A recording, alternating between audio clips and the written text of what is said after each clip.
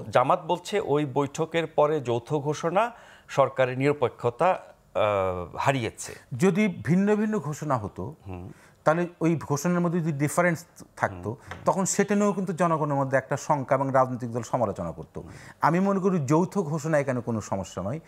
আপনি দেখবেন যে কোনো একটি ঘটনার পেছনে আসলে আমরা আউটপুটটা কীভাবে পেয়েছি।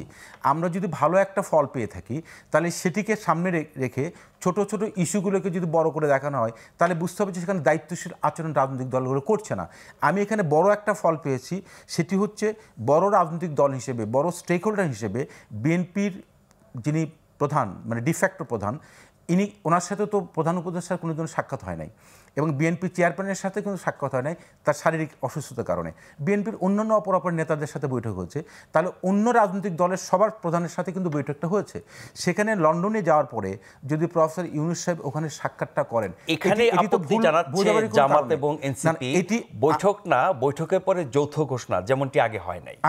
আমি মনে করি এটি অযৌক্তিক। যে যৌথ ঘোষণা মধ্য দিয়ে মানুষের মধ্যে কিন্তু কোনো বিভ্রান্তি তৈরি হয়নি।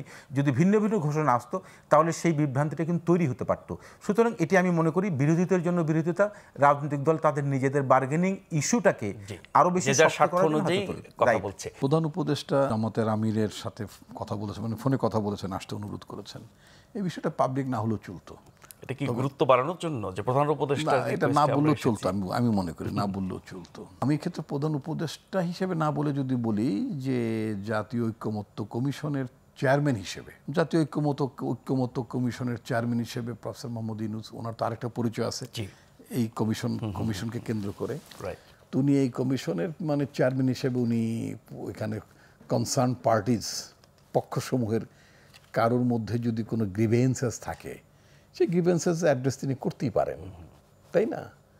তো আমি এটা দোষে কিছু দেখি না। রাদার ইটস এ ভেরি মানে পজিটিভ ওয়ান, বিকজ এখান থেকে তো আমার সফলতা বের করে নিয়ে আসা, যতটা আমি সফলতা বের করে নিয়ে আসতে পারবো ততটাই তো ভালো হবে দেশের জন্য। কিন্তু অপরপক্ষ যদি বলে যে না উনি বলছেন বলে আমি আজকে আসলাম, ইটস নট দ্যাট। আপনি আসবেন আপনার নিজের প্রয়োজনে, আপনি আসবেন দেশের প্রয়োজনে, আপনি আসবেন জাতীয় স্বার্থে, তাই না? আপনি আসবেন এবং যদি কোনো আপনার গ্রিভেন্সেস থাকে, কি বিষয় গ্রিভেন্সেস সেটা আপনি এখানে বলবেন।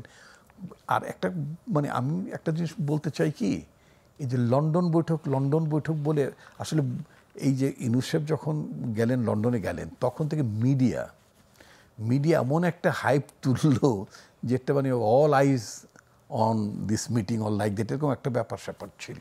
তো যার ফলে মানে ওটা তো একটা বিশেষ গুরুত্ব না, আমি যদি এইভাবে বলি গুরুত্ব তো বটে, নিঃসন্দেহে গুরুত্বপূর্ণ। প্রধান উপদেষ্টার he had other businesses too, ওনার তো অনেক বিজনেস, ওখানে তো অনেক প্রোগ্রাম ছিল ওনার।